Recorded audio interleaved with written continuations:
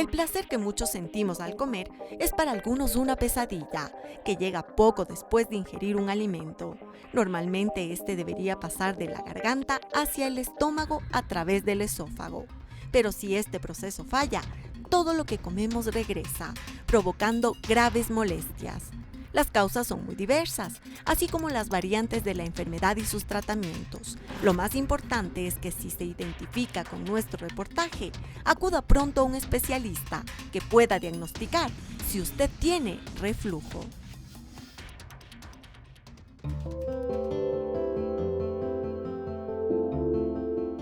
Ardor en el pecho, acidez, dificultad al tragar y la sensación de que la comida se regresa son los signos de una enfermedad llamada reflujo gastroesofágico. Reflujo significa ir en contra del flujo. En este caso, es el alimento el que va en contravía de la digestión natural. Normalmente, cuando el contenido del bolo llega al estómago, tiene que aparecer el ácido, que el estómago de hecho tiene un medio ácido, y este ácido es necesario no solamente para que todo el bolo alimenticio se pueda degradar, sino también para la absorción de proteínas y para la síntesis de proteínas y de vitaminas, como por ejemplo la vitamina B12. El problema viene cuando ese ácido no se mantiene dentro del estómago y se produce esta elevación hacia el esófago por estas alteraciones del esfínter esofágico inferior. Existen relajaciones que son fisiológicas que pasan durante el día, pero estas relajaciones no deben afectar. ¿Cuándo empiezan a afectar? Cuando nuestro aclaramiento esofágico se ve alterado. ¿Y qué es el aclaramiento esofágico? Pues el aclaramiento es la capacidad que tiene el esófago de eliminar este contenido que ha subido desde el estómago y de vaciarlo. Y cuando el contenido del estómago sube por el esófago, las molestias pueden afectarnos de varias maneras. La pirosis es la sensación de que el ácido pasa desde el estómago, incluso se puede sentir hasta la boca. Tenemos muchos otros síntomas como son la tos, el dolor torácico. El dolor torácico se puede confundir muchas veces con un dolor tipo cardiológico. Por lo tanto, se debe investigar esa causa porque las dos patologías pueden coexistir.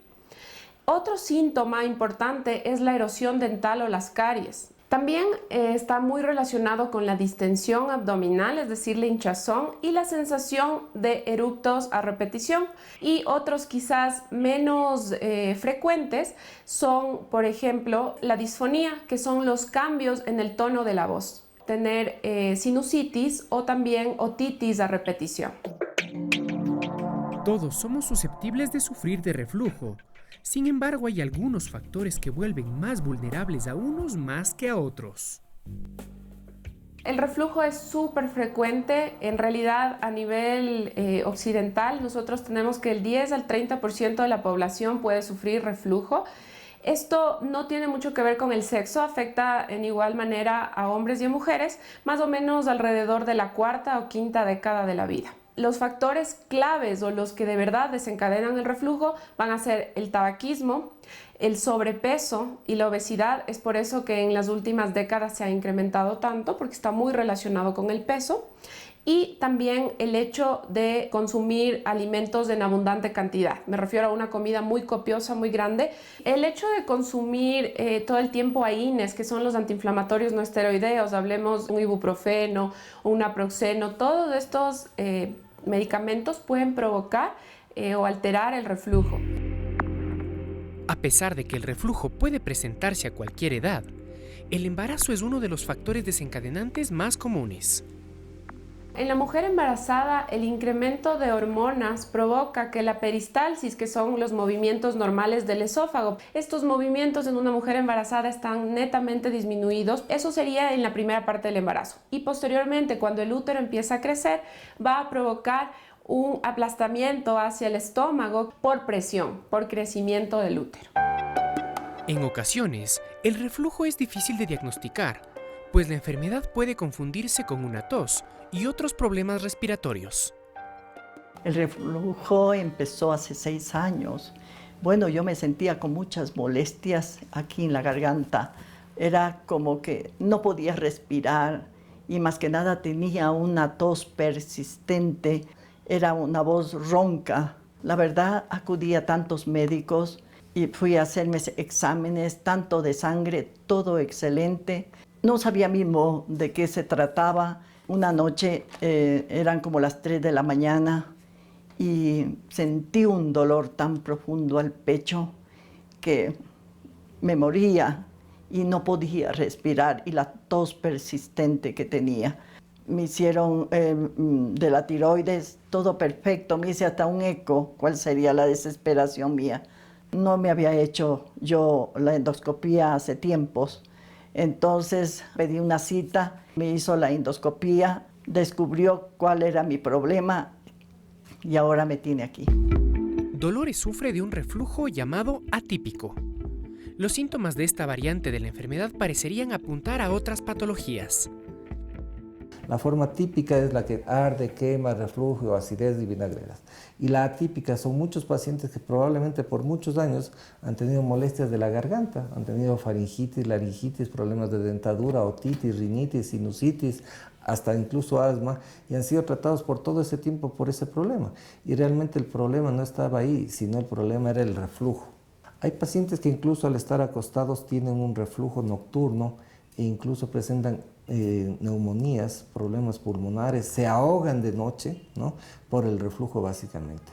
Siempre yo pienso que ese tipo de pacientes deben tener una evaluación por el otorrino, porque el otorrino puede darse de cuenta que el problema no está en esa parte, sino que el problema es del reflujo que está ocasionando ese problema. Otra de las causas del reflujo puede ser una hernia hiatal. No puedo tomar, por ejemplo, algo dulce en la tarde. En la noche es un martirio, me sale a la garganta y me coge unos ataques de tos. Tengo que levantarme, despierta a todos que están cerca. Es una molestia terrible, ¿no? Ahí me hicieron una endoscopía, me dijeron que tenía una hernia hiatal y que eso ya no tenía cura.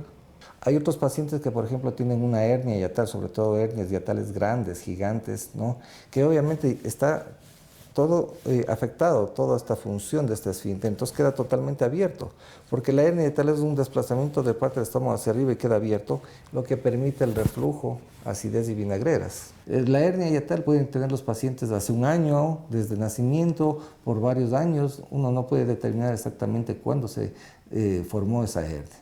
Entonces, esta es la endoscopía del señor Jaime Bustamante, ¿no?, paciente que tiene reflujo por mucho tiempo, por muchos años, ¿no? Mire, todas estas lesiones nodulares, y esta es la hernia hiatal, ¿no? Esto debería estar totalmente cerrado y la hernia va desde aquí hasta acá. Cualquier cosa, cualquier alimento, lo que va a hacer es irse para arriba. La hija de Jaime también sufre de reflujo y también tiene una hernia hiatal. Las primeras molestias las sintió cuando apenas era una niña. Al pasar el tiempo siempre tenía esta molestia. Me han hecho hasta ahora unas 4 endoscopías. Y en la última endoscopia me dijo el doctor que sí, que en realidad tenía un reflujo que puede ser ya congénito, que nací con este reflujo porque mis 2 hijas nacieron con reflujo también. Entonces a ellas también les trataron. Ahora ellas ya salieron del cuadro, gracias a Dios, porque dicen que mientras más bebés, mucho más rápido los tratamientos. A mí sí me ha durado muchos años ya. Se empeora cuando uno se queda embarazada, porque por los problemas normales del embarazo, que tú empiezas a tener vómitos matutinos y todo lo demás, se te empeora el reflujo, se te agrava la gastritis y lógicamente la hernia hiatal ya empieza a aparecer. Ahora la hernia hiatal sí hay una molestia, como yo soy un poco delgada, se nota la hernia cuando yo puedo hacerme hacia atrás, se me nota, se me dibuja. Encontrar la causa del reflujo es clave para su tratamiento, que puede empezar con un medicamento y llegar hasta una intervención quirúrgica. En los casos en los que la medicación es insuficiente, la endoscopía es la primera de varias pruebas especializadas para un diagnóstico más atinado. Soportar en silencio los síntomas puede ser aún peor. Si es un problema muy ocasional que se presenta cuando ha habido algún irritante o alguna causa muy ocasional, no tiene ningún problema. Pero si eso ya se vuelve persistente, ¿no?, más de 2 veces por semana este reflujo, son pacientes que tienen que acudir al médico, ¿no?, porque necesitan tratamiento adecuado. El reflujo gastroesofágico, ese ácido que quema hacia arriba, puede producir muchos problemas, ¿no?, perforaciones, sangrados, pólipos.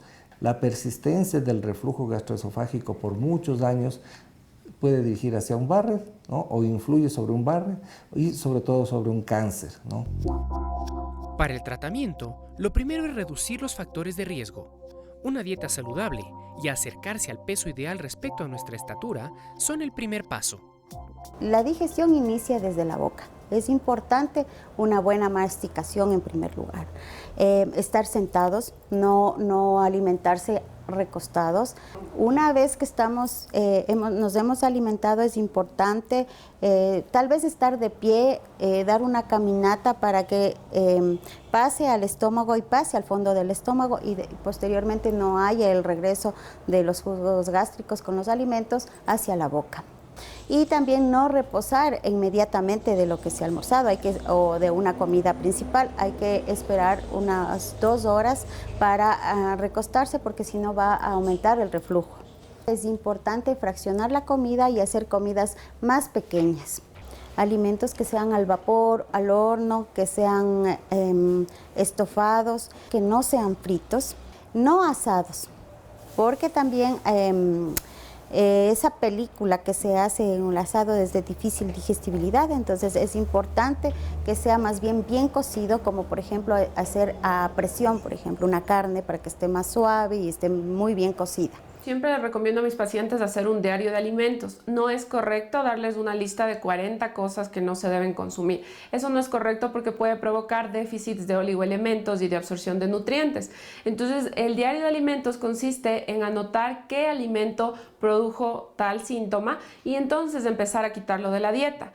Pero en general lo que debería prohibirse siempre es las gaseosas, porque en realidad son calorías vacías que no nos aportan nada, las comidas muy condimentadas. Y las grasas. No me refiero únicamente a fritos.